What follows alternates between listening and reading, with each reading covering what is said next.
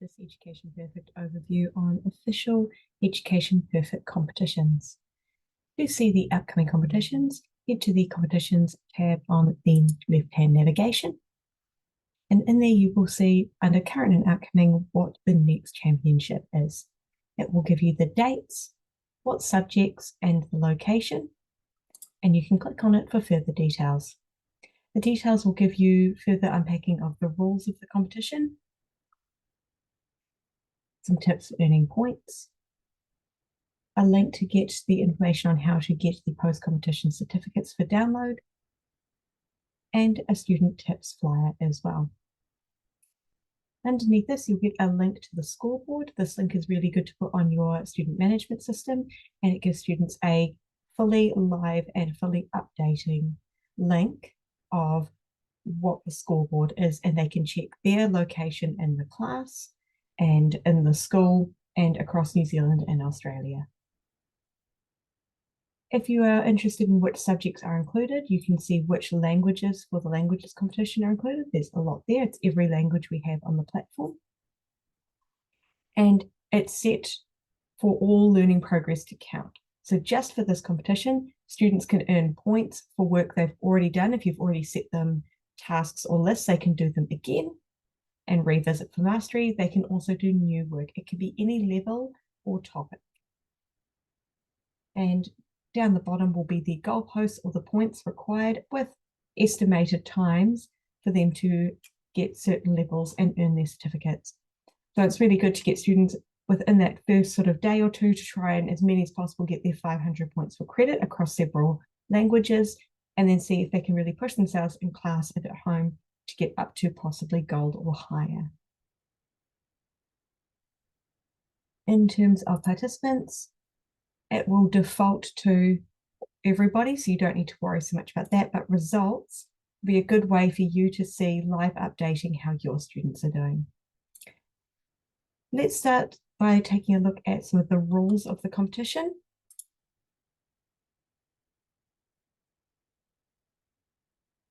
So there's a link to our points and scoring system, which we'll take a look at in a second, but then just so you know, it works in categories, so number of students. So we don't have bigger schools disadvantaging smaller schools by purely number of points.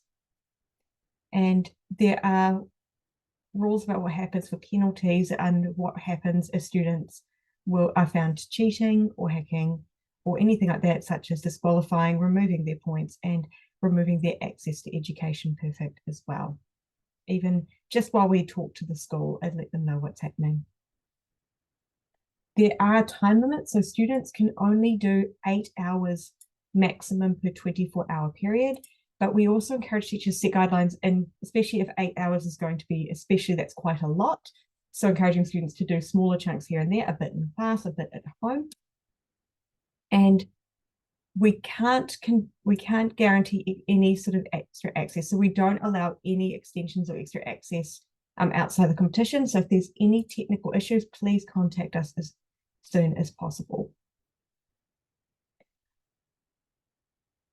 What I want to do next is take a look at the points.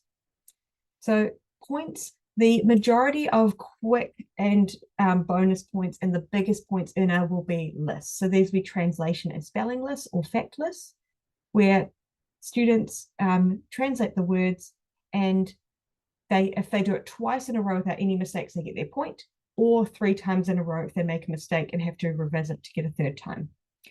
Then they get a star, which is a point. One thing to note is students can revisit content. So if they do a whole list and complete it and get all of their 1-star points, they can come back in 24 hours and get a 2nd star. So that's a 2nd set of points. And then if they time it right, they may be able to get in and get a 3rd star. But for the most part, students can just do the same list twice, as long as it's 24 hours apart, and get a full set of points twice. They cannot get them in speaking mode because these are self-marked, not marked by the system. So that can be gamed by students or marked incorrectly.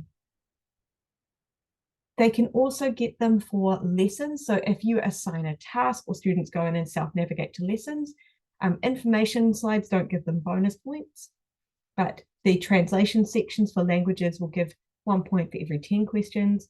Same with quiz, one bonus point for every 10 questions. They also get a point for completing a whole section as well. No points for long answers because these are self-marked.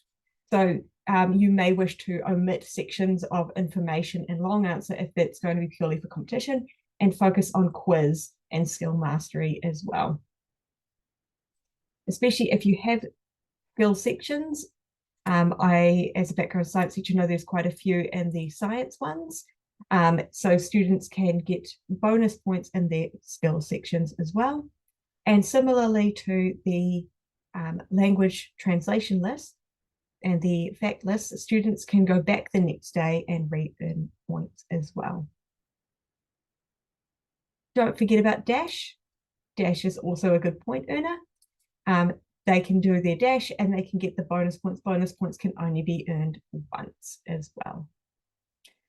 Last thing I wanted to show you here was something you can share with your students, which is your students' top tips flyer. This gives them some competition tips that you can share with them in a way that you can be printed or displayed. So letting them know that they can do any competition content. If they go to their student zone and click on competitions, they will get a card like you had. They can click in there and access a folder of work. They can also go to their learning record to find previous work that you set for them to do again, or they can go to the subject and browse all to find new. So they can try out new content in lists or revise content that's already been taught.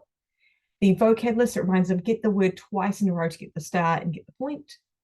Take breaks, especially because taking breaks is going to be better for them in terms of getting more success points, as well as just really good health and well-being. So the longer they spend just sort of pummeling questions in a row, they're not going to do any better. They're better off doing it in smaller, good chunks that are really good for their brain. They can go back,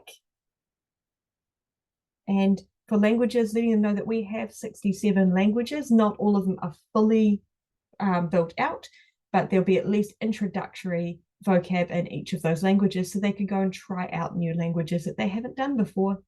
And they also have the ability to cheer on their friends. So all the best for you and your school and entry into our competitions. Hopefully you're able to celebrate languages, maths, English, and science as we celebrate them throughout the year.